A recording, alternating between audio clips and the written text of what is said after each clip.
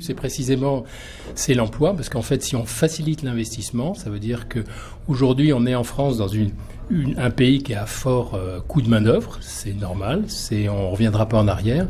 Donc la seule façon d'être compétitif contre les pays à bas coût, que ce soit en Europe ou que ce soit dans les pays émergents, c'est d'avoir des processus extrêmement automatisés. Donc pour avoir des processus automatisés, le fuel, c'est l'investissement, c'est l'automatisation, c'est le fait que l'investissement doit être favorisé en France. Alors, j'allais dire, peu importe la mesure fiscale, mais si on abaisse le coût de l'investissement pour l'entreprise, elle investira plus, elle créera davantage d'emplois parce qu'elle produira davantage.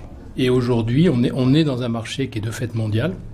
Donc il faut vraiment voir l'investissement comme la capacité de se projeter hors de France. À titre d'exemple, on a cité le marché pharmaceutique français en donnant un chiffre qui est à peu près on a cité en gros un peu moins de 30 milliards de dollars. Donc quand on regarde le marché pharmaceutique global, c'est plus de 1000 milliards de dollars. Ça veut dire que très clairement, le marché de la France, c'est moins de 3% du marché mondial.